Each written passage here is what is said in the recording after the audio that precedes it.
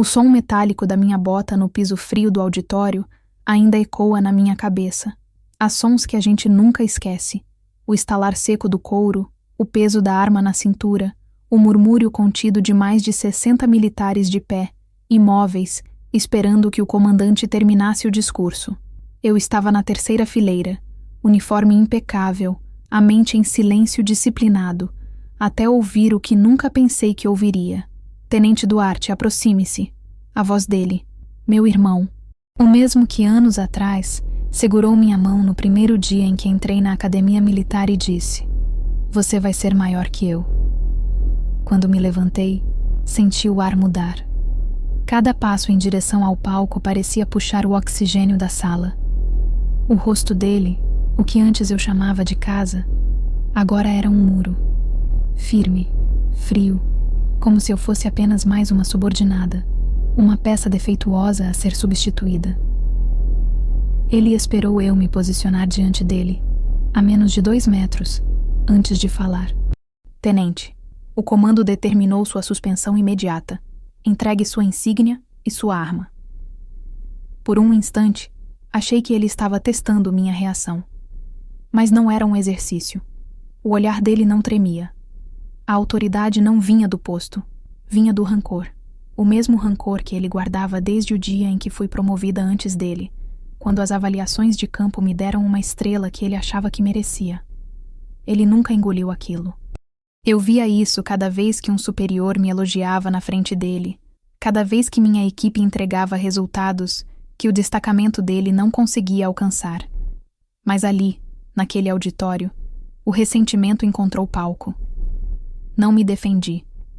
Não perguntei o motivo. Apenas fiquei ali, estática, com a mente girando em silêncio. Uma mulher aprende cedo no exército que a pior reação é a emoção. Então inspirei fundo, soltei o ar devagar e levei a mão ao coldre. A arma parecia mais pesada do que nunca. Tirei o pente, destravei o ferrolho e deixei a pistola sobre a mesa de comando, ao lado da minha insígnia. O barulho metálico do contato ecoou como um tiro simbólico. Ninguém respirava. Foi nesse instante que a humilhação se instalou de vez. Não pelo ato, mas pelo modo. Meu irmão não me chamou para uma sala reservada. Não pediu sigilo. Não preservou minha honra. Ele quis espetáculo. Quis que todos vissem o momento em que a Tenente Duarte caiu. Só que o que ele não sabia era que há quedas que não terminam no chão. Apenas mudam de direção. Quando terminei de ajeitar a farda, olhei para ele uma última vez. Não como subordinada, mas como igual. Fiz continência. Curta, precisa. Entendido, senhor. Foi tudo o que eu disse. E virei as costas. O silêncio era tão denso que dava para ouvir a respiração acelerada dos novatos na fileira do fundo. Eu já estava a 2 passos da porta, quando escutei o arrastar das cadeiras. Um som sutil, mas ritmado. Olhei de canto de olho e vi. Um por um, 22 soldados se levantaram. Sem uma palavra, alinharam-se atrás de mim. Eram os mesmos com quem servi nas missões do Vale do Norte.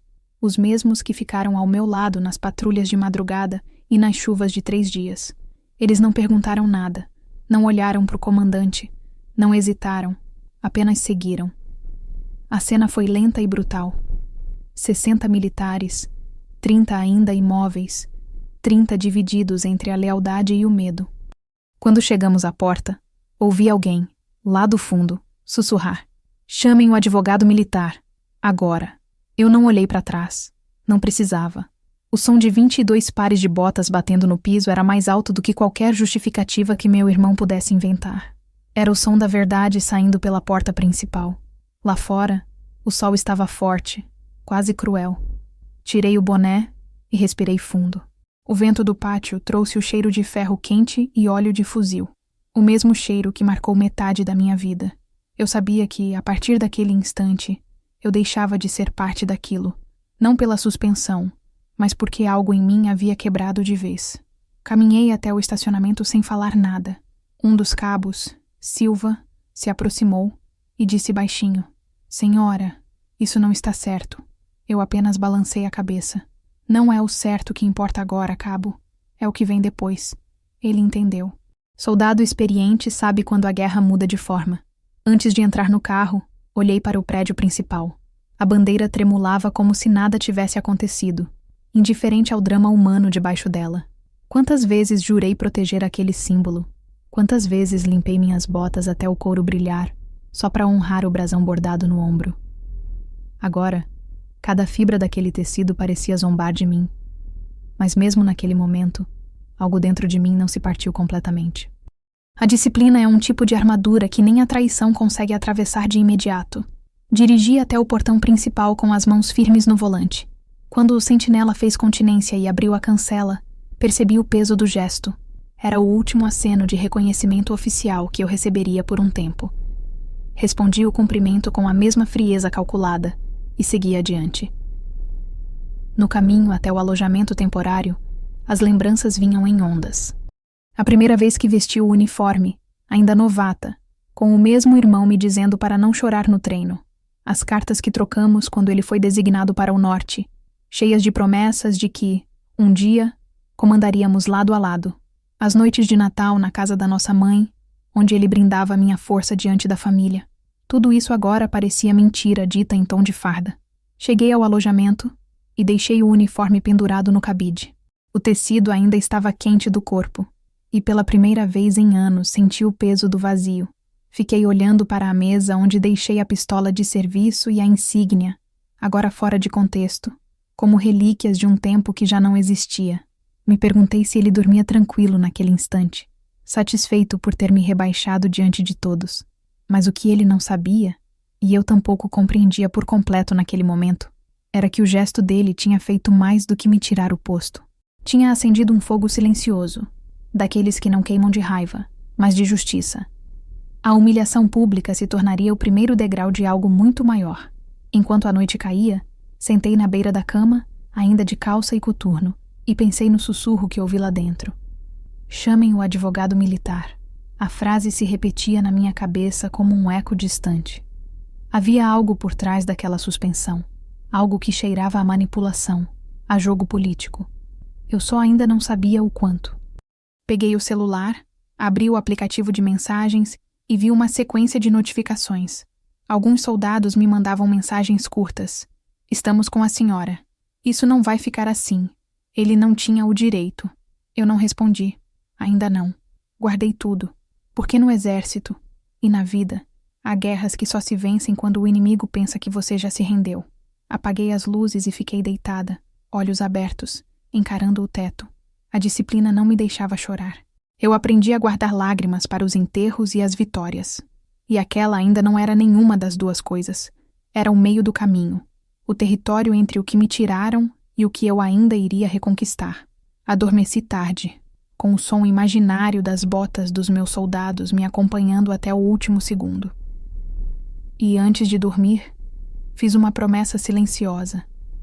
Aquela seria a última vez que alguém me faria baixar a cabeça. Acordei antes do amanhecer, como sempre. A rotina militar é uma marca que não se apaga, mesmo quando a farda é retirada à força. O corpo desperta antes do sol, mesmo que o coração ainda esteja escuro. Sentei na cama do alojamento temporário e fiquei ali por alguns minutos, ouvindo o som distante dos pássaros no pátio e o tilintar metálico dos cabos que faziam manutenção nos veículos. Era estranho estar tão perto da base e, ao mesmo tempo, ser considerada uma estranha dentro dela. O uniforme pendurado no cabide parecia me observar. Aquele tecido já havia me acompanhado em tudo. Chuva, barro, operações em selva, madrugadas sem dormir. Agora, pendurado, parecia um corpo vazio, um fantasma de quem eu fui. A cada vez que olhava para ele, lembrava do som metálico da arma sendo colocada na mesa e do olhar impassível do meu irmão. Ele provavelmente estava dormindo bem, satisfeito, acreditando que havia me silenciado. Mas o silêncio pode ser uma arma também. E eu sabia usá-la melhor do que ele.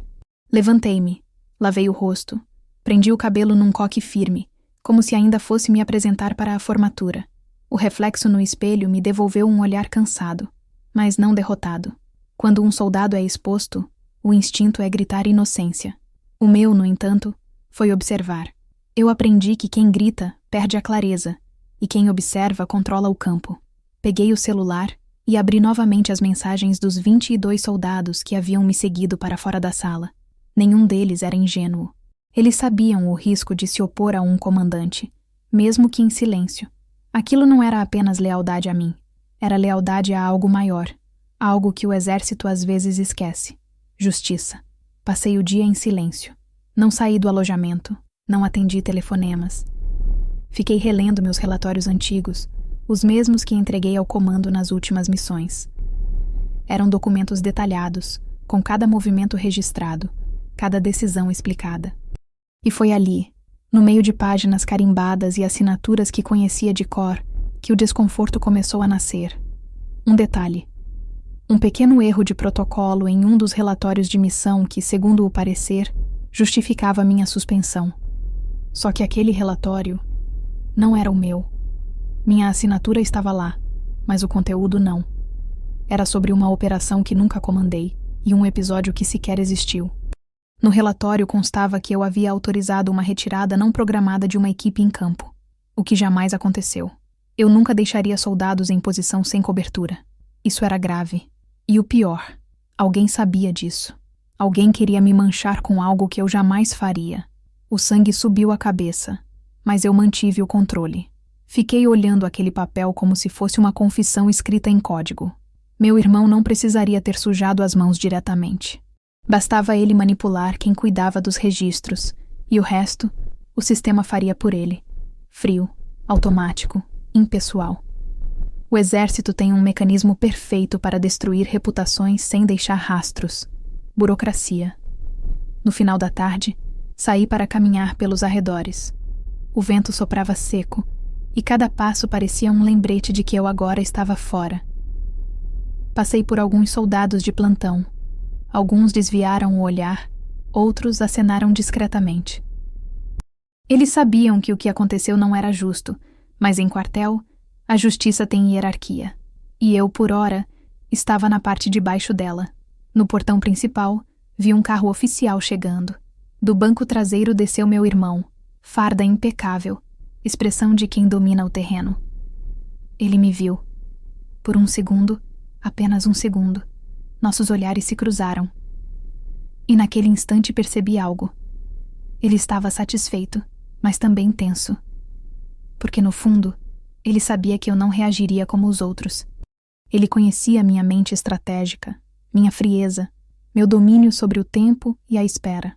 Eu não era o tipo de adversário que grita. Eu era o tipo que observa em silêncio e age quando ninguém espera. Voltei para o alojamento e sentei à mesa, o relatório falsificado diante de mim. Peguei um caderno e comecei a anotar cada detalhe que me lembrava da operação real. Horários, locais, nomes, tudo o que estava errado naquele documento. Não era apenas uma tentativa de me defender. Era o início de algo maior. O início de uma investigação silenciosa. Quando o relógio marcou 22 real, uma mensagem chegou no meu telefone. Tenente, cuidado. Ele está dizendo que você desrespeitou ordem direta. Está tentando formalizar. Era de um sargento com quem servi por 4 anos. Respondi apenas. Entendido. Entendido. Essa palavra, que parecia uma rendição, era na verdade uma tática. Eu sabia que minha hora de falar viria. E quando viesse, não seria por impulso, mas por estratégia. Nos dias seguintes, percebi o isolamento crescendo. Ninguém me ligava da base. Os superiores fingiam que eu não existia. Era o tipo de castigo silencioso que o sistema aplica a quem se torna inconveniente. Mas entre o silêncio e a solidão, algo em mim amadurecia. Eu já não via aquela suspensão como derrota. Começava a enxergá-la como liberdade. Sem o peso da hierarquia imediata, eu podia investigar o que quisesse, conversar com quem quisesse e, principalmente, pensar. Num fim de tarde, recebi a visita de um dos soldados que haviam me seguido, o Cabo Nogueira. Ele estava de folga e vestia roupas civis, mas o olhar ainda era o mesmo de campo, direto, sem medo. Senhora, desculpe vir sem avisar, mas acho que a senhora precisa ver isso. Ele tirou do bolso um pendrive. Câmeras da ala técnica. O sistema grava tudo, mas a chefia só mantém acesso há 30 dias. Peguei antes que apagassem. O coração acelerou, mas mantive o rosto sereno. Peguei o dispositivo e agradeci. Ninguém pode saber que esteve aqui. Ele assentiu e saiu sem mais palavras. Demorei um tempo para abrir o arquivo. Não porque temesse o conteúdo, mas porque queria estar emocionalmente preparada. Quando enfim conectei o pendrive ao notebook e vi as imagens, o que se revelou diante de mim foi a prova de tudo. Um sargento, subordinado direto ao meu irmão, digitando no sistema de relatórios de campo e inserindo minha assinatura digital. O registro mostrava data e hora, uma semana antes da reunião de suspensão. Respirei fundo. Nenhum grito, nenhuma lágrima, apenas um silêncio tão denso que parecia material. E então entendi. Meu irmão não apenas queria me afastar, ele precisava me destruir para se proteger de algo maior. E o relatório falsificado era só o início. Fechei o notebook e fiquei olhando para o reflexo da tela apagada. Eu sabia que não podia agir de forma impulsiva. No mundo militar, a verdade só vale quando é protocolada, documentada e entregue na hora certa. Se eu fizesse qualquer movimento precipitado, ele poderia me acusar de violação de hierarquia, ou até de espionagem interna. Então respirei fundo e decidi. Eu esperaria. Eu reuniria tudo. Cada prova, cada documento, cada nome envolvido. Naquela noite, escrevi no meu diário, algo que fazia desde os tempos da academia. As páginas antigas cheiravam a tinta e disciplina. No topo da nova página, escrevi apenas: Dia 1. O silêncio começou. Olhei para o uniforme pendurado e percebi que, pela primeira vez, ele já não me doía, porque a farda não faz o soldado. A alma faz. E a minha ainda estava de pé. Antes de apagar a luz, deixei o pendrive trancado dentro da mala, junto com meus documentos pessoais. Eu ainda não sabia quem mais estava envolvido, mas uma coisa era certa. O mesmo sistema que tentou me apagar seria o palco da minha reabilitação. E quando o dia chegasse, eu não precisaria levantar a voz. Bastaria mostrar os fatos. O silêncio, afinal, é a estratégia mais perigosa de um soldado que ainda sabe lutar. Nos dias que se seguiram, o tempo passou diferente, mais lento, mais calculado. As manhãs tinham gosto de ferro e silêncio. Eu acordava antes do sol, como se meu corpo ainda obedecesse a uma rotina que o sistema já havia dispensado. O alojamento parecia uma célula de transição entre duas vidas, a que eu tinha dentro da farda e a que começava a nascer fora dela. O relatório falsificado, o pendrive com as imagens e o peso da traição do meu irmão se tornaram o centro gravitacional da minha existência. O exército me ensinou a esperar, mas nunca a aceitar injustiça. E naquela espera, eu comecei a ouvir, porque há momentos em que o silêncio, quando bem escutado, fala. O primeiro a me procurar foi o sargento Lima, um veterano de voz rouca que eu conhecia há 10 anos. Ele me encontrou no refeitório improvisado do alojamento. Olhou em volta com cuidado e se sentou na minha frente. Senhora, o que aconteceu lá dentro não foi acidente. O comando intermediário está agindo por trás. Ele abaixou o tom. Seu irmão não fez isso sozinho. Não era surpresa, mas ouvir aquilo de alguém de dentro mexeu comigo. Eu perguntei o que ele sabia, e Lima contou sobre reuniões fechadas entre o comandante Duarte e um assessor jurídico que já tinha histórico de ajustes administrativos em processos internos. Eles apagaram 2 relatórios de campo antigos, de operações suas, para criar a narrativa da insubordinação. Eu vi os códigos sumirem do sistema. A voz dele tremia, não de medo, mas de indignação. Quando terminou, deixou sobre a mesa um pedaço de papel com um nome e um número de ramal. Essa pessoa pode confirmar, mas cuidado, ela ainda está lá dentro. Anotei sem reagir. No mundo militar, emoção é fraqueza. Agradeci com um leve aceno e ele se retirou. Naquela noite, deitada na cama estreita do alojamento, li o nome no papel. Tenente Marília Vasconcelos. Setor de inteligência e arquivo digital. Eu lembrava dela. Discreta, técnica. Uma mulher que sobreviveu em um ambiente que nunca a quis. Se alguém teria coragem de falar, seria ela. Passei a madrugada ensaiando mentalmente o telefonema. Cada palavra teria que ser medida. Não podia parecer uma tentativa de aliança ou conspiração. Precisava soar como uma ex-colega buscando clareza. Na manhã seguinte, às 07h42, disquei o número. A ligação caiu na 3ª tentativa. A voz do outro lado veio baixa, controlada. Arquivo digital, Vasconcelos. Tenente Vasconcelos. Aqui é Duarte. A ex-tenente Duarte. Houve um silêncio breve, pesado. Eu sei quem é. Não deveria estar ligando pra cá, mas imaginei que ligaria. A frieza dela me deu segurança. Falei direto. Preciso confirmar algo. Houve manipulação em relatórios do meu setor? Mais um silêncio. Um clique metálico ao fundo. Talvez ela trancando a porta. Não posso responder isso por telefone. Mas se você ainda tiver acesso à sua pasta digital pessoal, veja os logs de atualização. Compare as datas. Ela desligou. Fiz o que mandou. O sistema ainda me permitia um acesso básico, porque a suspensão ainda não tinha sido formalizada em definitivo. Entrei na minha pasta, procurei os relatórios, e lá estavam eles. 2 atualizações automáticas com o mesmo carimbo de data e hora, feitas minutos antes de a ordem de suspensão ser emitida. Era tudo o que eu precisava. O problema era que eu não podia usar aquilo sem parecer que estava invadindo um sistema interno. Eu precisava de algo legitimado, algo oficial. E foi aí que percebi que as vozes estavam começando a se mover sozinhas. 2 dias depois, o Cabo Silva, o mesmo que me acompanhou até o estacionamento no dia da humilhação, me enviou uma mensagem cifrada, algo que só quem serviu em operações reais saberia decodificar. Dizia: "Não confie no jurídico interno. Eles querem encerrar o caso como conduta incompatível, mas há oficiais pedindo revisão." Aquilo me acendeu. Uma fagulha de resistência começava a se espalhar dentro da própria estrutura. Gente que me conhecia, gente que sabia que algo estava errado.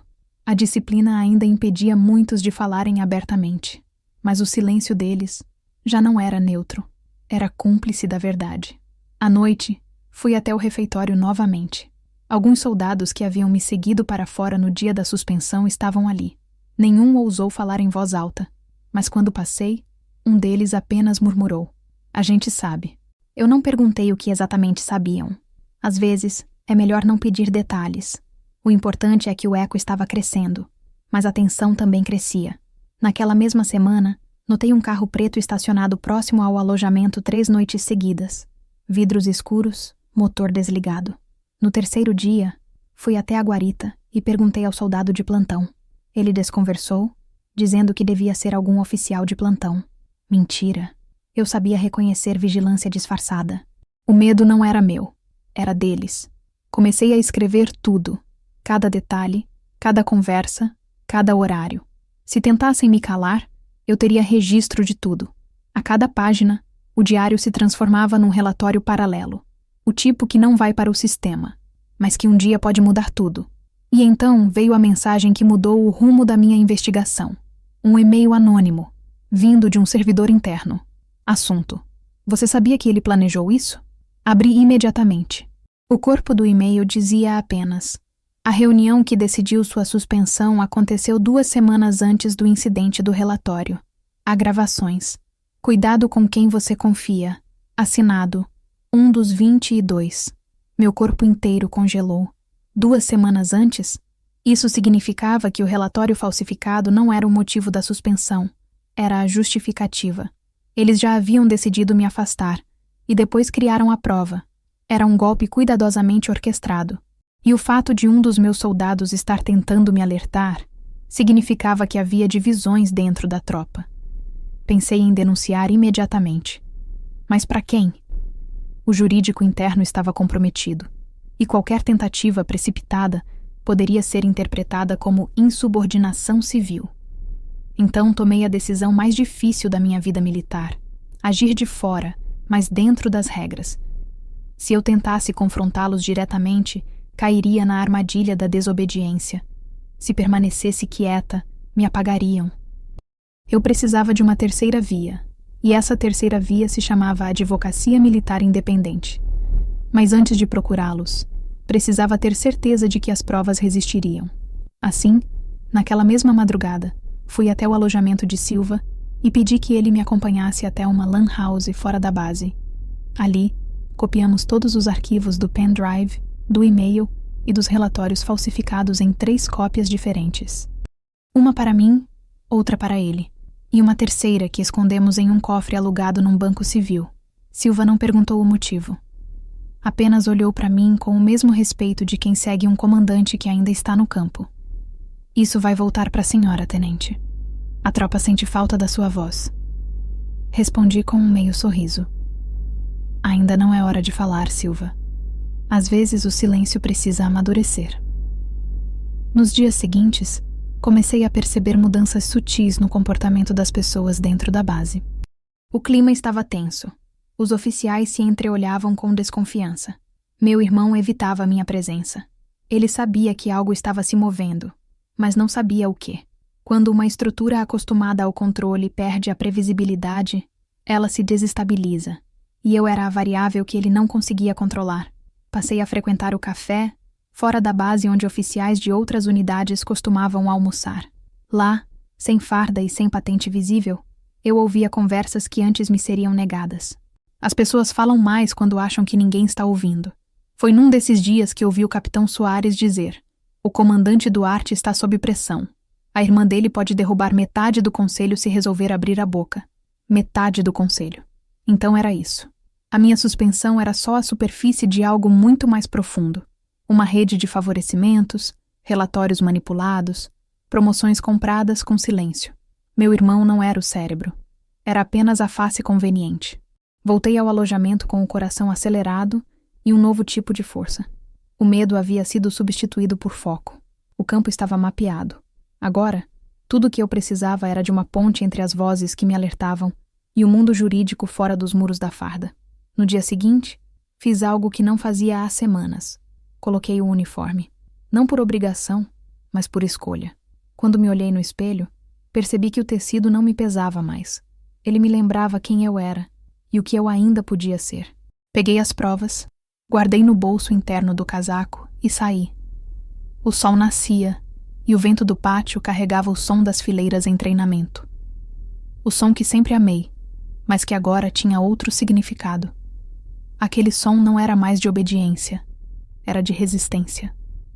As vozes estavam se multiplicando, e quando a verdade começa a ecoar dentro dos muros, nem o silêncio de um comandante consegue contê-la por muito tempo. Eu apenas não sabia que, nas próximas semanas, o eco se transformaria em algo muito mais perigoso, e que a linha entre justiça e guerra interna estava prestes a se romper. Não há som mais ameaçador que o de um teclado quando você está prestes a descobrir o que tentaram esconder de você.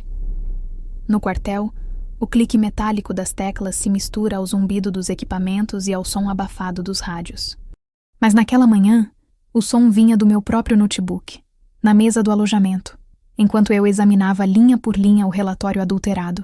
Era o mesmo documento que havia me colocado sob suspeita, o mesmo que justificou a humilhação pública, o mesmo papel que o meu irmão usou como munição para atirar contra a minha reputação. E agora, pela primeira vez, eu o estava desmontando. Comecei pelo cabeçalho. Data da operação: incorreta. Unidade envolvida: uma equipe que jamais trabalhou sob meu comando. O número de registro da missão indicava uma zona de patrulha no norte do estado, e eu estava designada ao sul naquela mesma semana. A adulteração não era apenas grosseira. Era planejada para parecer um erro de sistema, não uma falsificação. Era uma estratégia inteligente, feita por alguém que conhecia os bastidores administrativos das forças. E eu sabia quem tinha esse tipo de acesso: o assessor jurídico que o sargento Lima havia mencionado. Enquanto lia, percebi uma linha que me gelou o sangue. No campo de observações finais, constava: a tenente Duarte se mostrou emocionalmente instável durante a operação, comprometendo a segurança da tropa. Instável. Essa palavra era a sentença de morte na carreira de qualquer militar mulher. Era o rótulo que apaga anos de serviço, mérito e disciplina. Era a forma mais sutil e cruel de deslegitimar o que conquistamos à força de suor. Fechei o relatório. Fiquei olhando para o selo digital na parte inferior. Minha assinatura eletrônica. Perfeita. Idêntica à original. Eles não apenas falsificaram um documento. Eles roubaram minha voz. Peguei o pendrive, conectei novamente e abri as imagens gravadas pelo Cabo Silva. A gravação mostrava claramente o sargento subordinado ao meu irmão abrindo o documento original e inserindo alterações. O tempo do vídeo correspondia exatamente à hora registrada no sistema. Cada clique, cada digitação estava ali, visível. Nenhum advogado conseguiria chamar aquilo de coincidência. Respirei fundo. Era o tipo de prova que poderia virar um processo disciplinar inteiro de cabeça para baixo. Mas também o tipo de coisa que, se revelada no momento errado, poderia desaparecer. Passei os dedos sobre a tela, analisando os rostos refletidos no vídeo. Reconheci 2 nomes, além do sargento, o próprio assessor jurídico e um capitão da área de inteligência tática, homem de confiança do meu irmão. Juntos, formavam o círculo interno que sustentava seu comando. Agora, eu tinha rostos, datas, assinaturas e uma sequência lógica. Eu tinha, enfim, a primeira peça sólida do quebra-cabeça. Mas ter uma peça é diferente de saber como encaixá-la. No exército, a verdade não vence pela emoção, vence pela hierarquia da prova.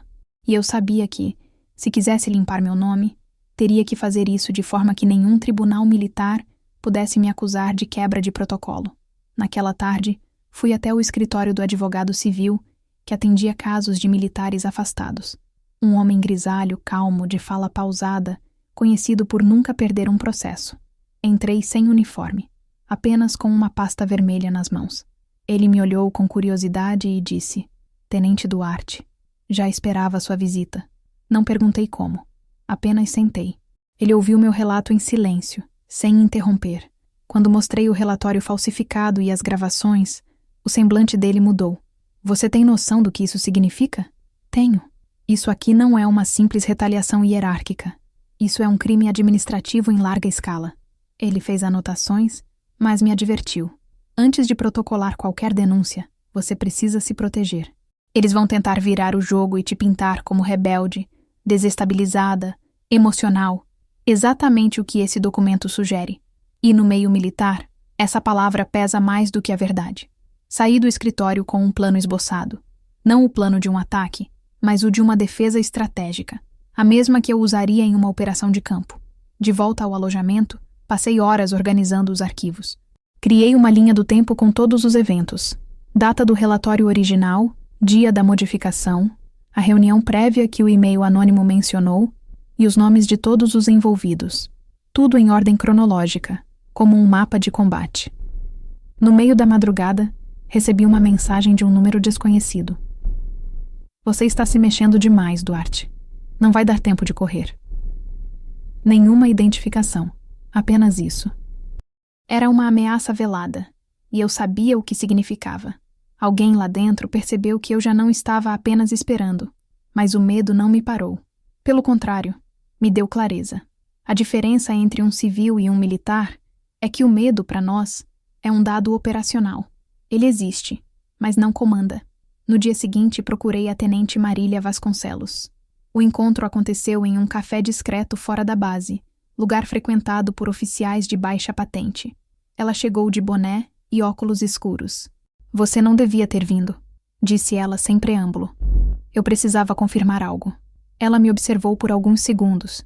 Depois se inclinou. "Você tem provas, não tem?" "Tenho." "Então me escute. Esse relatório foi criado no mesmo dia em que o Conselho de Promoções estava decidindo as designações para o próximo semestre. O comandante Duarte precisava eliminar um nome da lista. O seu." O sangue gelou. Eu já suspeitava, mas ouvir assim, em voz baixa e firme, foi como receber um tiro certeiro.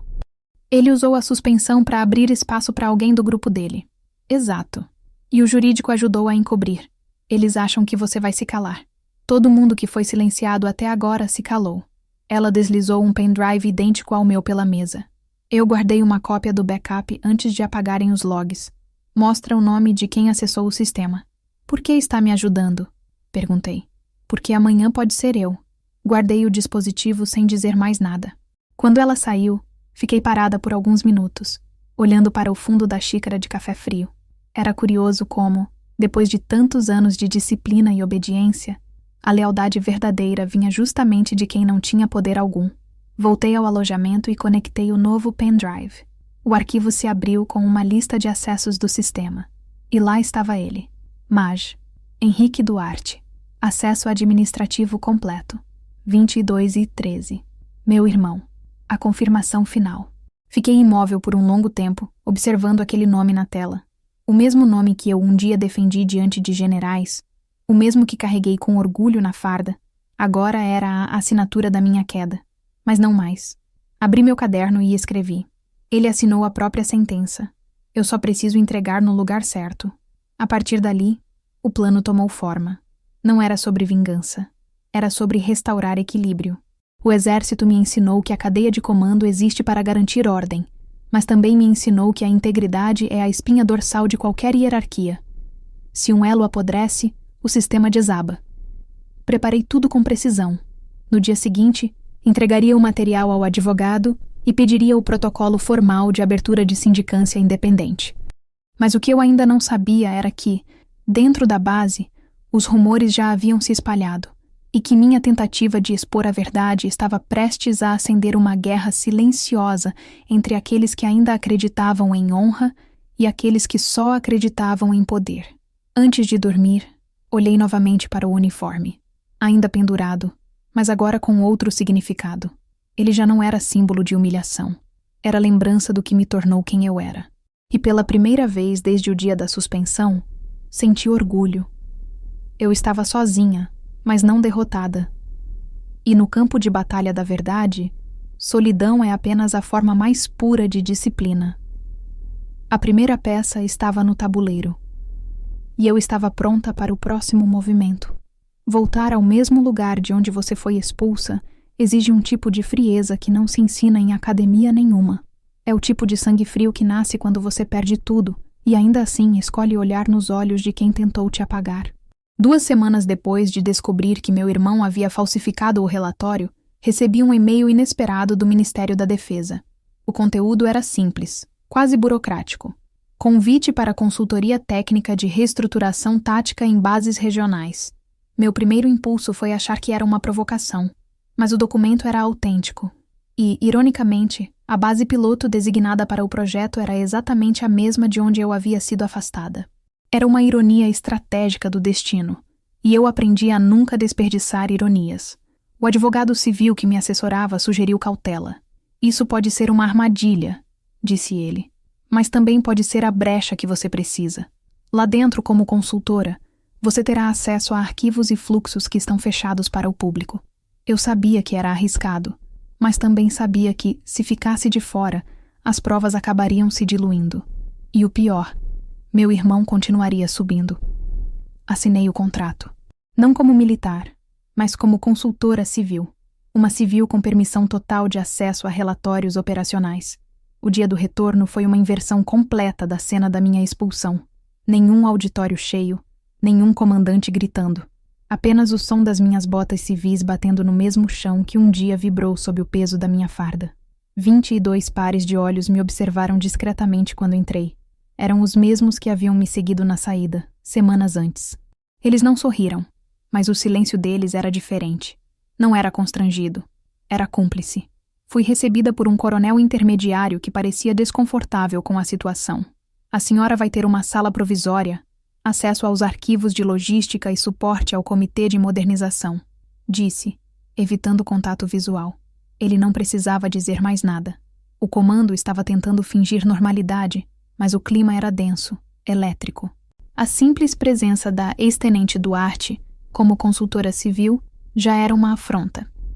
A sala designada ficava no mesmo corredor administrativo da antiga seção de inteligência, 2 andares abaixo do escritório do meu irmão. Quando entrei, senti o cheiro familiar de papel, café e ferro. A mesma base, mas com outra hierarquia. Agora, ninguém podia me dar ordens.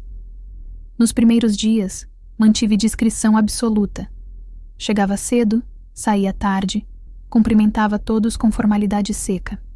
Deixava que se esquecessem da mulher humilhada e enxergassem apenas a técnica precisa. Revisei planilhas, corrigi erros logísticos, reorganizei procedimentos de segurança de dados. Fiz tudo com eficiência e silêncio. E aos poucos as portas começaram a se abrir novamente. Em menos de uma semana, meu nome circulava entre oficiais como a consultora que resolve problemas. Eu me tornei indispensável, e era exatamente isso que eu queria. O poder de quem é indispensável é mais sutil e mais perigoso do que o de quem comanda. Foi durante uma dessas rotinas que notei algo curioso. O sistema interno de registros, o mesmo onde haviam falsificado meu relatório, tinha sido parcialmente reformulado, mas a nova estrutura não apagava o histórico anterior, apenas o escondia. Bastava saber onde procurar. E eu sabia. Passei as noites revirando os arquivos antigos, revisando logs e metadados de acesso. Cada linha de código revelava mais da rede de manipulação. Descobri que não era só o meu nome envolvido. Havia outros oficiais, principalmente mulheres, que haviam sido afastadas sob justificativas semelhantes. Instabilidade emocional, conduta incompatível. Era um padrão, uma tática de silenciamento. Enquanto eu mergulhava nesses dados, meu irmão parecia cada vez mais inquieto.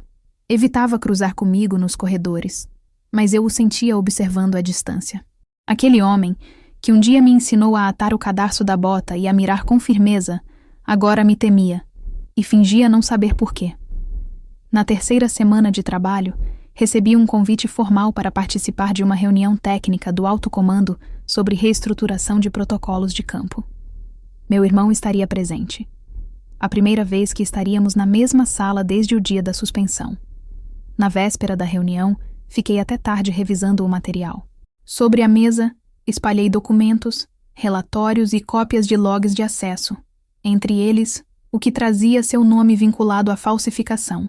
Eu poderia expor tudo ali mesmo, diante de generais. Mas eu sabia que o momento ainda não era esse. A vingança prematura destrói a verdade. Cheguei à reunião pontualmente às 8. O ambiente era frio, controlado, iluminado por lâmpadas brancas que tornavam cada expressão mais dura.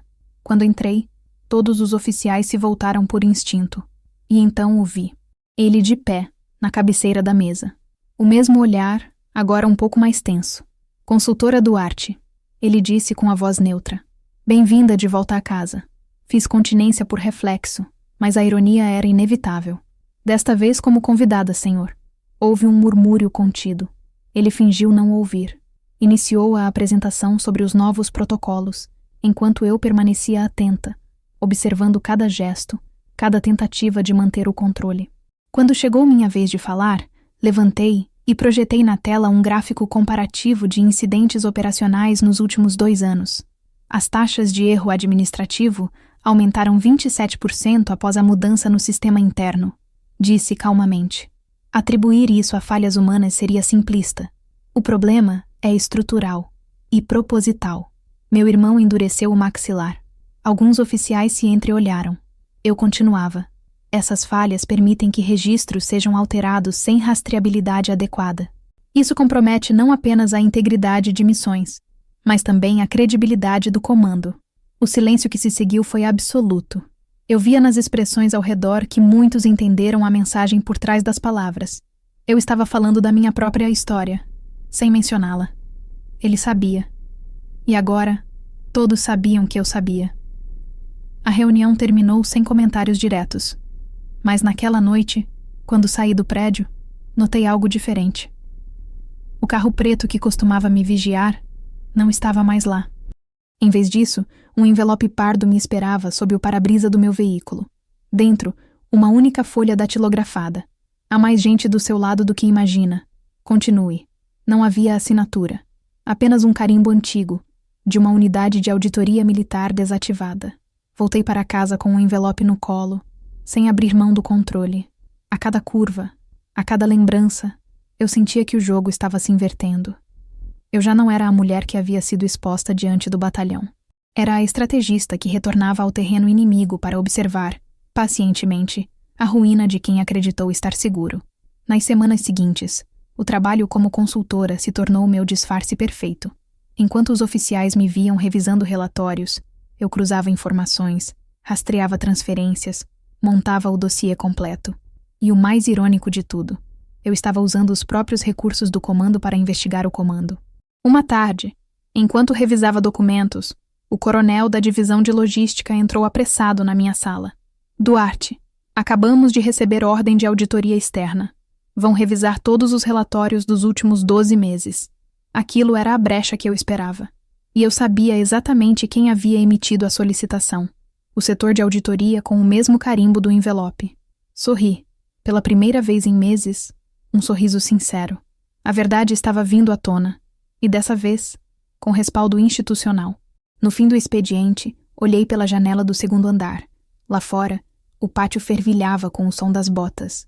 O sol se punha sobre os telhados, tingindo o concreto de dourado. Era o mesmo quartel, o mesmo som, mas eu já não pertencia a ele. Eu o compreendia por dentro. O decifrava como um inimigo antigo. Peguei minha pasta, fechei a porta e caminhei pelo corredor lentamente. As paredes, antes símbolo de exclusão, agora pareciam reverberar minha presença. Ninguém ousava me encarar por muito tempo. E, no entanto, cada olhar furtivo parecia um reconhecimento silencioso. Ela voltou. E ela sabe. Eu era novamente parte da base. Não como subordinada, mas como espelho. O tipo de presença que obriga o sistema a se ver como ele realmente é. A consultora civil era, na verdade, uma soldada sem farda. E aquele era o início do contra-ataque. Nenhum exército sobrevive apenas com armas. Sobrevive com memória. E foi exatamente isso que eu decidi usar contra o sistema que tentou me apagar. Depois da reunião no comando, percebi que as rachaduras começaram a se abrir. Oficiais antes indiferentes começaram a me cumprimentar com um aceno respeitoso, sutil, mas significativo. Era como se, ao voltar à base, eu tivesse virado um símbolo involuntário. Não apenas de resistência, mas de algo que muitos lá dentro haviam esquecido. Integridade. A auditoria externa anunciada se tornara o rumor mais temido nos corredores. Ninguém sabia quem a havia solicitado. Uns diziam que partira de Brasília, outros que era iniciativa do setor de ética militar. Mas eu sabia. Aquela auditoria trazia o mesmo carimbo do envelope anônimo deixado no meu carro. Enquanto o alto comando tentava abafar a tensão, eu trabalhava em silêncio no meu escritório provisório, montando o dossiê. Não era apenas uma coleção de provas. Era um retrato completo da corrupção enraizada sob o comando do meu irmão. Comecei reunindo cada documento adulterado, cada registro apagado, cada nome citado em conversas veladas. O pendrive da tenente Marília Vasconcelos continha logs com assinaturas digitais de acessos indevidos, inclusive do assessor jurídico e do próprio Major Duarte. Em seguida, incluí as gravações entregues pelo Cabo Silva, os vídeos que mostravam o momento exato da falsificação do relatório que causou minha suspensão. Adicionei também cópias das mensagens anônimas e das ameaças veladas. Cada prova foi organizada como em um relatório tático: data, hora, local, envolvidos, implicações. Nenhum detalhe foi deixado ao acaso, mas um dossiê sem testemunhas é apenas papel. E foi então que algo inesperado aconteceu. As vozes começaram a se aproximar. Tudo começou com uma ligação. O número era desconhecido, mas a voz, firme e masculina, eu reconheci imediatamente. Era o Sargento Lima. Senhora, há outros. Não estão mais aguentando o silêncio. Outros quem? Gente que perdeu o posto, gente que foi afastada com o mesmo tipo de relatório. Todos com assinatura parecida com a sua. Marquei um encontro fora da base, num pequeno armazém desativado a poucos quilômetros dali. Cheguei 1 hora antes, como de costume. O vento batia forte, levantando poeira e fazendo as folhas de zinco do teto tremerem. Um a um, eles foram chegando. 5 no total. 2 sargentos, uma tenente, uma médica militar e um operador técnico. Todos tinham algo em comum: carreiras interrompidas de forma abrupta e injustificada. Cada um trouxe algo: relatórios adulterados, e-mails, gravações de voz, capturas de tela. As histórias eram diferentes, mas o padrão era o mesmo: falsificações, acusações fabricadas, manipulação hierárquica.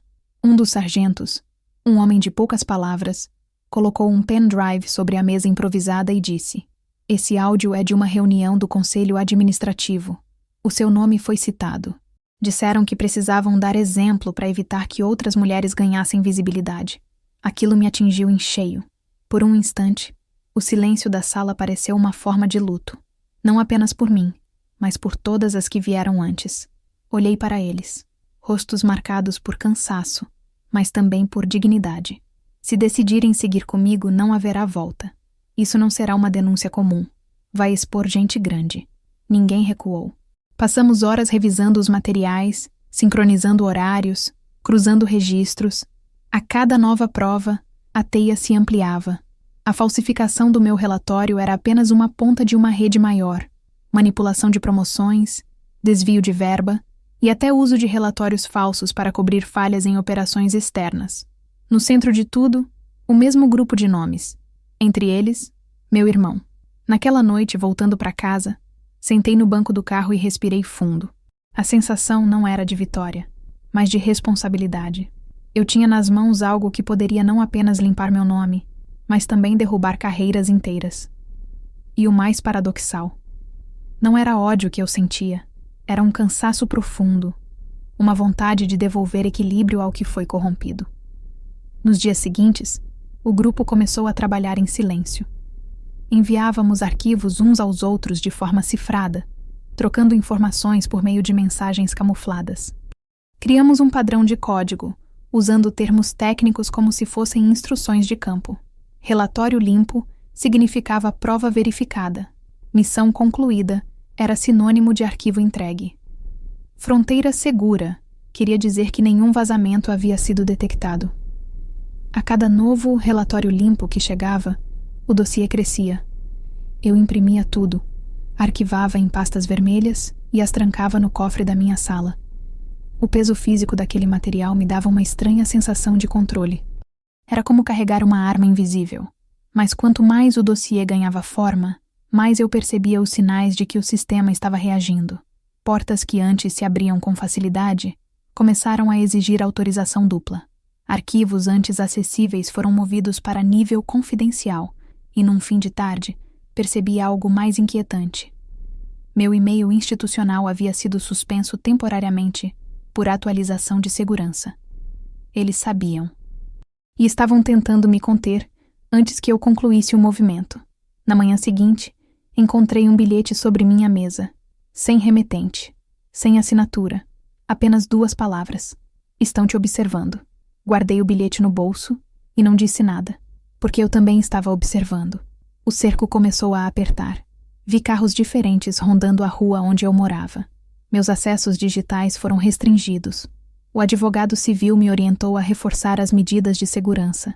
Você está mexendo em algo muito maior do que imaginava, disse ele. Eu sei. E vai continuar? Até o fim. Naquela noite, recebi uma mensagem codificada do grupo. Fronteira segura. Significava que as últimas provas haviam sido validadas. O dossiê estava completo. Peguei as pastas, uma a uma, e as organizei em sequência. Cada uma continha uma parte da história. Relatórios falsos, documentos, gravações, depoimentos.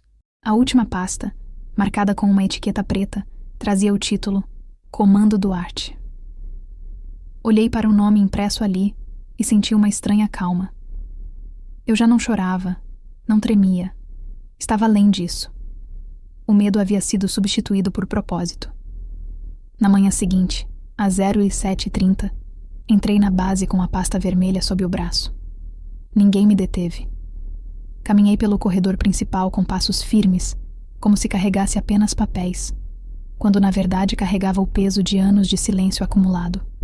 No elevador, um soldado novato me reconheceu. Senhora, desculpe, mas é verdade o que dizem? Que a senhora voltou para limpar o nome? Olhei para ele e respondi calmamente. Voltei para limpar mais do que isso. Entreguei o dossiê ao Departamento da Auditoria Militar Externa. O responsável era um coronel antigo, conhecido por sua integridade inflexível. Quando viu meu nome, levantou os olhos e perguntou: Sabe o que isso vai causar? Sim, senhor. E ainda assim? Com todo o respeito, senhor. Alguém precisa apertar o gatilho certo. Ele assentiu. Pegou o dossiê com cuidado, como se segurasse dinamite. E naquele instante, percebi. A guerra havia mudado de dono. Voltei à minha sala e sentei em silêncio. Do lado de fora, o som das sirenes ecoava brevemente. Um comboio chegando. A auditoria começaria imediatamente. Lá em cima, no gabinete do comandante, meu irmão provavelmente já tinha recebido a notificação. Fechei os olhos e deixei o corpo relaxar pela primeira vez em semanas. A parte mais difícil estava feita. Eu havia dado o primeiro passo visível. E agora, o peso do silêncio não era mais só meu. Era coletivo. As vozes que ficaram. Aquelas que um dia foram caladas, afastadas, esquecidas. Agora tinham lugar, nome e provas. O dossiê era mais do que um documento. Era um coro. Um hino de disciplina e coragem que ecoava entre as paredes frias da base. Naquela noite, saí sozinha pelo pátio. O vento soprava firme, levantando poeira e lembranças. Olhei para o mastro da bandeira e lembrei das palavras do juramento. Servir com honra, mesmo quando a honra custa caro. Sorri, porque eu finalmente entendia o significado. O que eu havia começado como uma defesa pessoal agora era uma operação ética. E dentro do coração silencioso da instituição que um dia me expulsou, a verdade começava a marchar, passo a passo, implacável. Os dias seguintes à entrega do dossiê foram os mais longos da minha vida. No exército, quando algo grande está prestes a acontecer, o ar muda, as vozes diminuem, os corredores ficam tensos, os olhares se tornam rápidos, cheios de perguntas que ninguém tem coragem de fazer em voz alta. E foi nesse silêncio carregado que percebi que o impacto já havia começado. A auditoria externa havia sido instaurada oficialmente. Os oficiais da unidade receberam comunicados formais de cooperação e confidencialidade. Documentos foram recolhidos, acessos foram bloqueados, e uma equipe especial do Comando de Ética chegou à base 2 dias depois. O nome do meu irmão, o Major Henrique Duarte, estava no topo da lista de oficiais que deveriam prestar esclarecimentos, mas eu sabia que o sistema tentaria resistir até o último segundo, e que para enfrentar algo dessa magnitude, eu precisaria de aliados de verdade, não apenas de pessoas indignadas. Precisava de uma estrutura, um grupo preparado, uma frente silenciosa, mas impenetrável. A primeira reunião aconteceu num sábado à noite, em um casarão antigo, pertencente ao pai de um dos sargentos afastados. O lugar ficava nos arredores da cidade, isolado, cercado por mata e estrada de terra, perfeito para o tipo de encontro que não deveria existir. Cheguei de forma discreta, sem carro oficial, sem farda, com o cabelo preso e uma jaqueta simples. Na varanda, já me esperavam o sargento Lima, a tenente Marília Vasconcelos, a médica militar Carolina, o cabo Silva e mais 2 oficiais reformados que tinham trabalhado comigo anos antes. A sala estava iluminada apenas por uma lâmpada amarelada e pelo som do vento atravessando as frestas da janela. Quando entrei, todos se levantaram, não por formalidade, mas por respeito. Eu não esperava isso. Senhora, disse Lima, quebrando o silêncio, agora que o dossiê está entregue, o que acontece a seguir depende do que faremos aqui. Depende do que decidirmos lembrar, respondi. Sentei à mesa e espalhei os documentos que havia trazido. Cópias do dossiê, trechos de relatórios, transcrições de áudios e um mapa da estrutura interna da base. Era o mesmo tipo de planejamento que eu usava em campo, mas agora o inimigo era interno. Não se trata apenas de limpar nomes, continuei. Trata-se de reconstruir o que foi corrompido. Se ficarmos esperando, a auditoria vai ser manipulada. Eles vão trocar culpados, maquiar relatórios e enterrar o escândalo em um rodapé burocrático. E tudo vai acabar como sempre acaba, em silêncio. Marília foi a primeira a responder. Então precisamos fazer barulho. Não, eu disse. Calma. Precisamos fazer eco. Barulho se apaga. Eco permanece. Passei o olhar por cada um deles. Todos sabiam o risco. Aquele encontro por si só já era motivo para a abertura de inquérito disciplinar. Mas ninguém recuou. A médica militar, Carolina, abriu uma pasta e tirou de dentro uma folha datilografada. Essa é a transcrição do áudio da reunião que o sargento trouxe.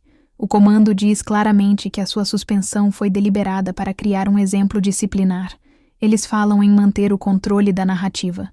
A expressão dela endureceu. Isso é crime. Crime contra a honra, contra a hierarquia, contra a própria instituição. E contra o país, acrescentei. O cabo Silva, sentado ao fundo, falou pela primeira vez. A tropa está dividida, senhora. Alguns ainda acreditam no comandante Duarte, mas há muitos que já sabem da verdade. Só precisam de uma liderança para se posicionar.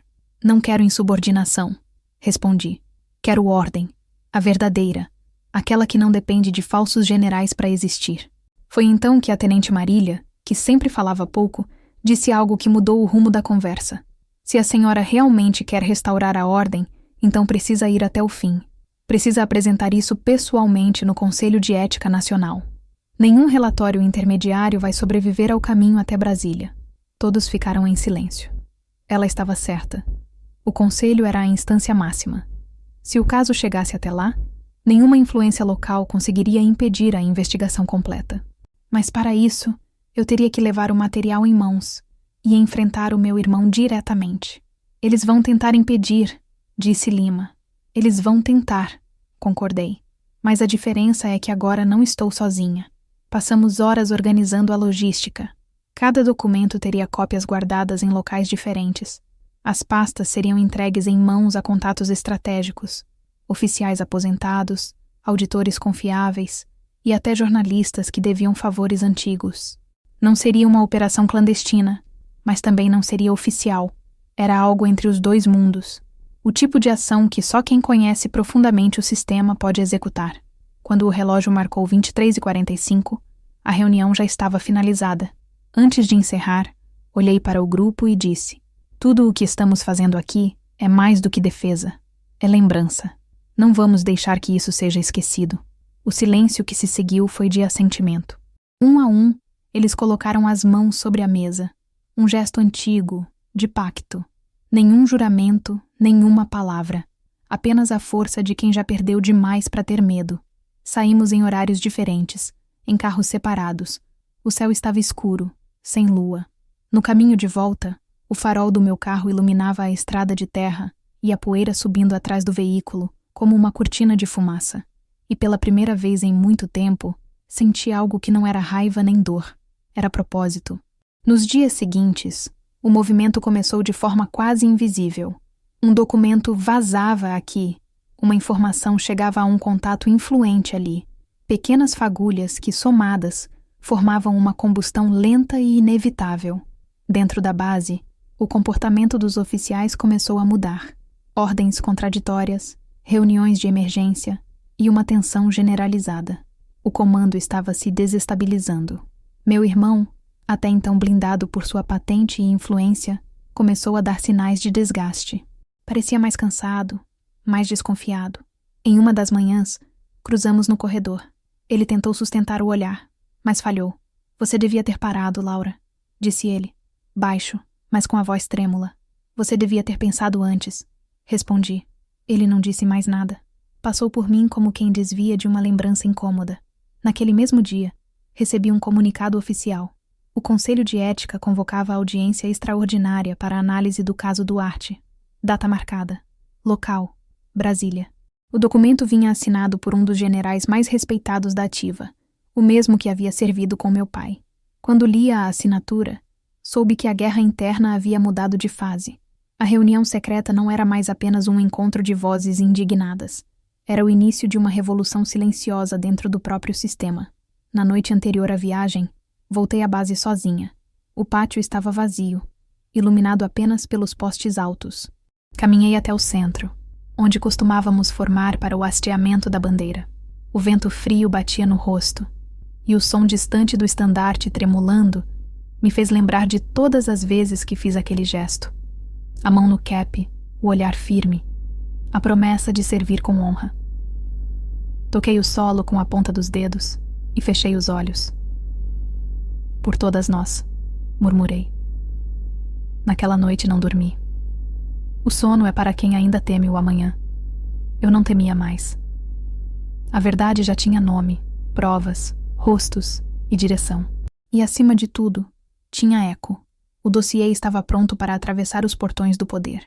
E eu, pela primeira vez desde a queda, estava pronta para marchar de novo. Não por ordens, mas por justiça. O amanhecer em Brasília tem um tipo de silêncio que só quem viveu sob comando entende. É um silêncio frio, de concreto e protocolo. O ar parece mais denso, o tempo mais lento, como se cada minuto fosse pesado pelo peso das fardas que passam. Eu cheguei cedo, antes mesmo dos oficiais da segurança, com o dossiê preso sob o braço e a mente em modo tático. Já não era a tenente humilhada. Eu era a testemunha que o sistema não esperava que sobrevivesse. O prédio do Conselho de Ética Militar se erguia à minha frente como uma fortaleza de vidro e mármore, impecável, distante. Enquanto subia as escadas, lembrei do dia em que subi degraus parecidos para receber minha primeira condecoração. Naquele tempo, meu irmão estava ao meu lado, sorrindo com orgulho. Agora, ele me aguardava do outro lado da mesa, com os olhos carregados de controle e ressentimento. Passei pela segurança, apresentei a convocação e fui conduzida a uma sala ampla, retangular, com fileiras de cadeiras e uma mesa central coberta de papéis. 7 oficiais do conselho estavam sentados. Atrás deles, as bandeiras do Brasil e das Forças Armadas, imponentes. Ao centro, o general responsável pela sessão. À direita, o major Henrique Duarte, meu irmão, fardado, impecável, mas o olhar denunciava o que a postura tentava esconder: medo. Fui orientada a sentar do lado oposto. O general começou o procedimento formal, voz firme e fria. Estamos aqui para apurar as denúncias de adulteração de documentos operacionais e abuso de autoridade envolvendo membros do Comando Regional Sul. A senhora Laura Duarte, ex-tenente, será ouvida como parte requerente. O major Henrique Duarte, como parte investigada. Meu nome e o dele ecoaram juntos, e naquele som havia anos de história, infância, laços de sangue, e a ruptura definitiva. Respirei fundo. Quando recebi a palavra, não fiz discursos. Apenas deslizei a pasta vermelha sobre a mesa. Senhores, este é o dossiê completo contendo provas documentais e digitais de adulteração, falsificação de assinatura e uso indevido de autoridade para fins pessoais. Um dos oficiais pegou a pasta e começou a folheá-la. Nenhuma interrupção, nenhuma reação aparente. Eu continuei. Minha intenção aqui não é apenas restaurar meu nome. É expor um padrão de manipulação que já afastou outros oficiais injustamente. Este conselho representa o que há de mais alto em ética militar. Peço que honrem o que essa palavra significa. Silêncio. O general acenou para o assessor técnico, que conectou um pendrive ao projetor. Na tela, as imagens mostraram o vídeo. O sargento, o assessor jurídico e o capitão de inteligência falsificando o relatório, digitando minha assinatura. Data, hora, local. Tudo visível. Ninguém respirou. Então veio o momento. O general olhou para o major Duarte e perguntou, num tom de quem já sabia a resposta. Major, reconhece essa assinatura? O som da pergunta foi uma lâmina cortando o ar. Meu irmão ajeitou o cap. Tentou sustentar a compostura, mas as mãos tremiam. Ele olhou para o vídeo, para a tela, para mim, e depois baixou o olhar. Deve ser um erro de sistema, murmurou. O general não piscou. Erro de sistema não insere a assinatura digital de oficiais que estavam em outro estado, major. Uma segunda imagem apareceu. O log do sistema, mostrando o horário exato de acesso, e o nome dele, Magento Henrique Duarte, vinculado à modificação. Ele tentou argumentar. Disse que havia deixado o terminal aberto, que alguém poderia ter acessado. As justificativas soavam como ecos sem convicção. A sala o observava em silêncio. E o silêncio é o que destrói um homem orgulhoso mais rápido que qualquer sentença. Eu o encarei. Não com raiva, mas com a serenidade de quem já não precisa vencer. Apenas revelar. Durante anos eu o admirei, senhor, e aprendi muito com o que o exército nos ensina. Disciplina, honra, respeito à verdade. Só não aprendi com o senhor o que significa desonrar um uniforme. O general interveio antes que ele pudesse responder. Basta, tenente Duarte. Sua fala será registrada. Mas eu já havia dito tudo. As horas seguintes se desenrolaram com precisão cirúrgica. A equipe de auditoria confirmou as provas. Os peritos atestaram a autenticidade dos vídeos e assinaturas. Um a um, os nomes do grupo interno de falsificação foram citados. O assessor jurídico, o capitão, o sargento. E no centro, meu irmão. A cada confirmação, eu sentia o peso de anos sendo lentamente retirado dos meus ombros. Não havia satisfação, havia justiça, e isso é algo que o coração de um militar reconhece mesmo em meio à ruína. Quando a sessão foi suspensa para deliberação, permaneci sentada. As pessoas se levantaram, conversaram baixo, mas eu fiquei imóvel, olhando para a bandeira no canto da sala. Lembrei das palavras do meu pai, um sargento de honra que serviu antes de nós. O nome Duarte só vale alguma coisa se for limpo. Naquele momento, ele estava sendo limpo. Meu irmão saiu escoltado para outra sala. Antes de cruzar a porta, olhou para mim uma última vez. O olhar não era de ódio, nem de arrependimento. Era de derrota. E talvez, de compreensão. Ele finalmente entendia que eu não havia feito isso por vingança. Eu havia feito porque alguém precisava deter o ciclo. Quando o conselho retornou, o general leu o parecer. O Conselho de Ética Militar decide por unanimidade pela reabilitação integral da ex-tenente Laura Duarte e pela abertura imediata de processo disciplinar e criminal contra o Major Henrique Duarte e demais envolvidos. Não aplaudi. Não sorri. Apenas fechei os olhos e respirei. Porque naquele instante, o som que ecoava na minha mente não era o da vitória. Era o do primeiro dia, o som das botas dos 22 soldados me acompanhando até a porta da base. Eles sabiam. Sempre souberam. Quando a audiência terminou, os oficiais começaram a sair. Um deles, um coronel veterano, se aproximou e disse: "Tenente, sua continência foi devolvida." Fiz o gesto em silêncio. Não por formalidade, mas por respeito. Do lado de fora, o céu estava nublado. Brasília parecia suspensa no tempo. Peguei o celular e vi dezenas de mensagens dos antigos colegas. Estamos orgulhosos. Ela venceu. Justiça feita. Mas havia uma entre todas que me fez parar por um momento. Era do Cabo Silva. Senhora, o batalhão inteiro viu a transmissão interna. Quando o general perguntou: "Major, reconhece essa assinatura?" O quartel ficou em silêncio absoluto. E depois, 22 soldados levantaram outra vez. Fechei os olhos. Aquele era o verdadeiro veredito. Voltei ao hotel sem escolta, andando sozinha pelas ruas largas e frias de Brasília. Às vezes, a solidão é o preço da verdade, e eu o pagava com a consciência limpa. Naquela noite, tirei o crachá de visitante e o deixei sobre a mesa, ao lado da pasta vazia. Peguei meu diário e escrevi: "Hoje, o nome Duarte voltou a significar algo, e não foi o sangue que o limpou, foi o silêncio, o mesmo que eles confundiram com fraqueza." Fechei o caderno. Lá fora, a chuva começava a cair.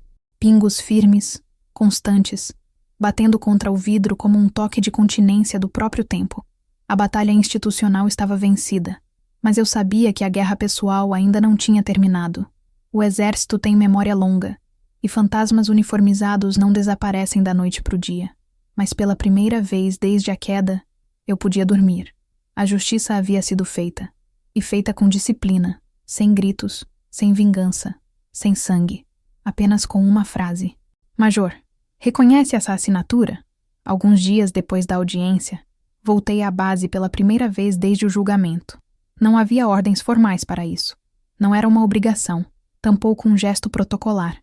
Era apenas algo que eu sabia que precisava fazer. Fechar o ciclo exatamente no mesmo lugar onde ele começou. O portão principal ainda era o mesmo sentinela, o mesmo som metálico quando a cancela se erguia. Mas alguma coisa no ar havia mudado. Talvez fosse eu. Talvez fosse o quartel inteiro. No exército, o silêncio sempre foi um idioma próprio. É no silêncio que o respeito é aprendido, que a disciplina é consolidada e que as maiores vergonhas são sentidas. E foi justamente esse silêncio que encontrei quando atravessei o pátio.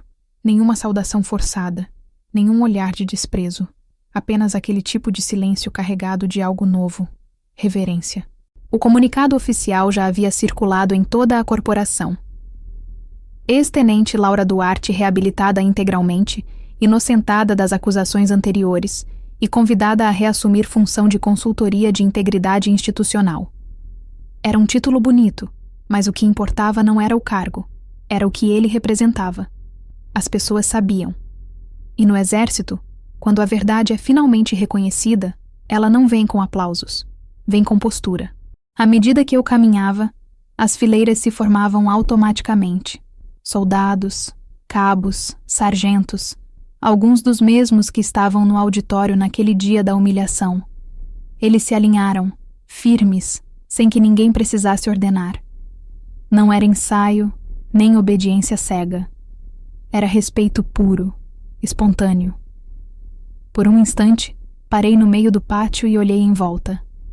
As vozes que um dia cochicharam, "Chamem o advogado militar", agora estavam mudas, mas os olhos falavam o que as bocas não precisavam dizer.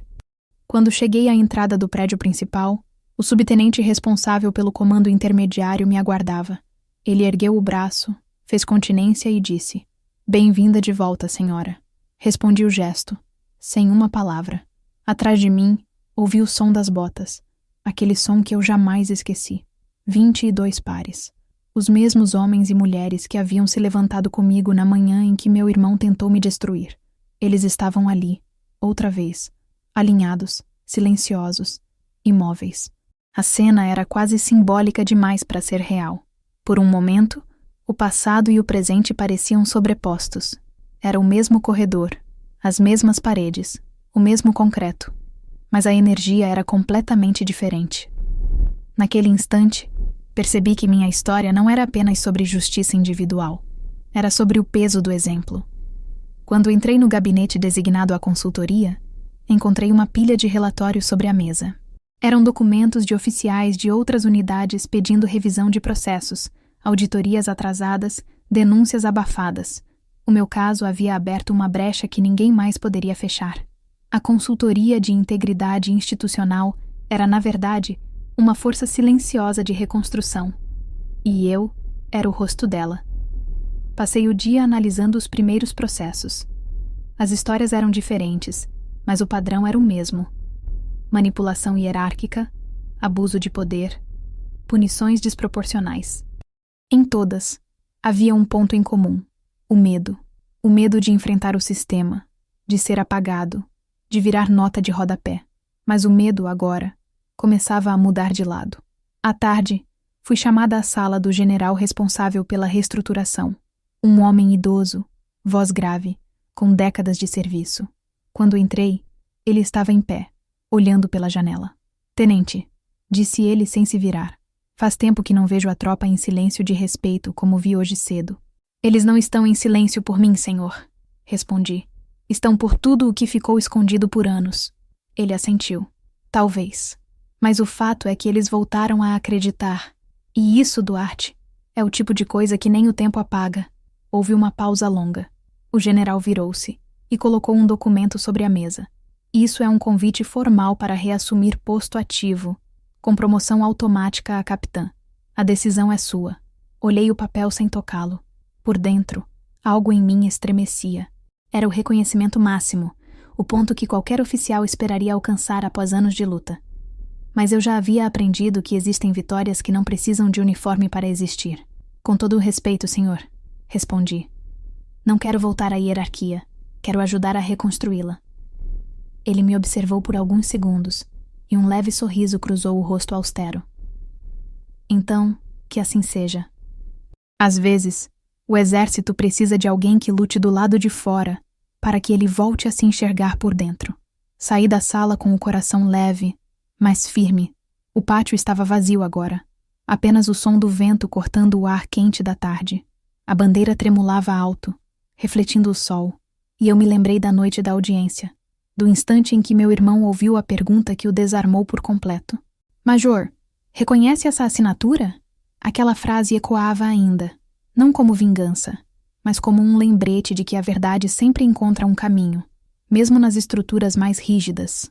No final do expediente, sentei-me na mesma mesa onde um dia entreguei minha arma e minha insígnia.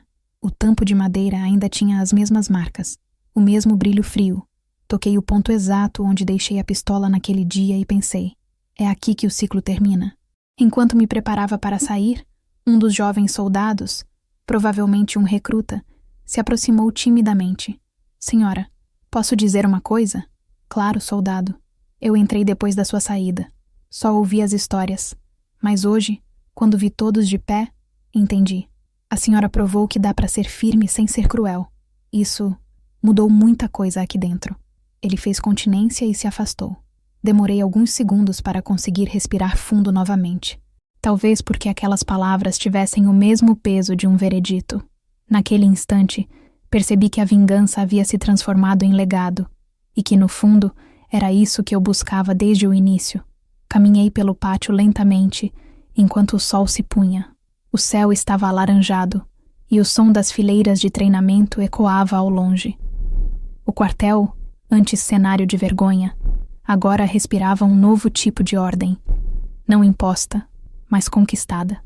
Era como se cada passo devolvesse um fragmento do que me haviam tirado. Antes de sair, parei diante do mastro e prestei continência uma última vez, sozinha, mas ao abaixar a mão, ouvi algo atrás de mim. o som sincronizado de dezenas de botas se alinhando. Virei lentamente. As fileiras completas. Soldados, sargentos, tenentes, todos em posição de respeito, olhando para mim. Ninguém deu ordem, ninguém gritou comando. Foi um gesto espontâneo, um tributo silencioso. Fiquei ali, imóvel, o coração pulsando como um tambor em marcha lenta. Aquele som, aquele silêncio, era o mesmo que ecoou no dia em que saí pela porta do auditório, mas agora ele tinha outro significado. Não era o som da expulsão, era o som da reparação. E naquele momento, percebi que já não havia rancor, nem necessidade de revanche. O quartel havia mudado, e junto com ele, eu também. Quando me afastei, as fileiras se mantiveram firmes. O vento levantou a poeira, e por um segundo, tudo pareceu congelado, como uma fotografia feita pelo próprio tempo. A mulher que um dia saiu de cabeça erguida, agora voltava em silêncio. E aquele silêncio, mais uma vez, dizia tudo. O dia da cerimônia de encerramento foi marcado sem alarde. Apenas uma nota interna, enviada pela Direção de Comunicação do Exército. Evento de reconhecimento à integridade institucional e aos oficiais que contribuíram para a restauração de valores éticos. Nenhum nome, nenhuma pompa. Mas todos sabiam de quem se tratava. A base estava diferente. A pintura dos muros havia sido refeita. Os corredores cheiravam a cera nova. E o pátio central estava preparado para receber autoridades. Eu não era mais uma oficial ativa, tampouco parte da hierarquia, mas meu nome estava na lista de homenageados. O tipo de ironia que só o tempo é capaz de arquitetar. Cheguei cedo, como sempre. O céu ainda estava acinzentado, e o vento soprava do leste, trazendo aquele cheiro de manhã militar, poeira, óleo e café fresco vindo do refeitório. Enquanto caminhava pelo pátio, percebi os olhares. Não eram de curiosidade, mas de reconhecimento. A mulher que um dia saiu humilhada agora atravessava o mesmo chão em paz. As fileiras estavam formadas. O som das botas alinhadas ecoava em compasso perfeito. À frente, o novo comandante da base, um coronel jovem, de olhar firme e voz calma. Ele me cumprimentou com um aceno discreto e disse: Duarte, o exército devia ter te escutado antes. Respondi apenas com um meio sorriso. Algumas feridas não se curam com desculpas, se curam com mudanças. E por incrível que pareça, as mudanças haviam começado. A cerimônia iniciou com a leitura dos novos protocolos de integridade. O general do alto comando discursou sobre a importância de mulheres na liderança e na preservação de valores éticos. E enquanto as palavras ecoavam, senti uma estranha mistura de emoção e incredulidade. Quantos anos, quantas carreiras, quantas vidas foram esmagadas até que aquele discurso se tornasse possível? Quando meu nome foi anunciado, o silêncio se instalou. Caminhei até o palco com passos firmes, sentindo cada metro como um retorno simbólico à linha de frente da minha própria história. O general me entregou uma placa de honra e, por um instante, segurou minha mão com força. Não é uma medalha, Duarte, disse ele em voz baixa. É uma devolução. Assenti. Ele estava certo. O pátio inteiro permaneceu em silêncio. Nenhum aplauso, nenhum som. Apenas o vento atravessando as fileiras, e aquele tipo de silêncio que não é ausência de som, mas presença de respeito. Foi então que percebi. Eu não era mais a oficial expulsa, nem a consultora civil. Eu era o símbolo vivo de algo que nem a instituição sabia que ainda existia. Coragem ética. Após a cerimônia, enquanto todos se dispersavam, caminhei sozinha até o campo de treinamento. O mesmo onde anos atrás eu comandava instruções de marcha e estratégia. O chão estava firme. O som das cigarras alto. Fechei os olhos e ouvi o eco distante das ordens que um dia dei, da voz que precisei calar, das marchas interrompidas. E naquele instante, percebi que havia algo que eu precisava fazer. Deixei a placa sobre o banco de cimento e caminhei até o meio do campo. Estava completamente vazio, exceto por um grupo de recrutas ao longe, treinando. Fiquei parada por alguns segundos, sentindo o vento bater no rosto, e então ergui a mão direita, não em continência, mas num gesto de comando. Um reflexo antigo, automático, impossível de esquecer. Os recrutas me viram e pararam. Ficaram imóveis, como se o próprio tempo tivesse suspendido a respiração. Eu inspirei fundo, o peito expandindo em um silêncio que agora me pertencia. Durante toda a minha carreira, eu obedeci ordens, cumpri protocolos, me curvei à hierarquia. Hoje, pela primeira vez, aquele gesto não era de obediência, era de liderança. E no fundo do pátio, alguém, talvez um sargento, talvez um simples soldado, murmurou algo que o vento carregou até mim. Desta vez, ela comanda o silêncio. Sorri, porque era verdade.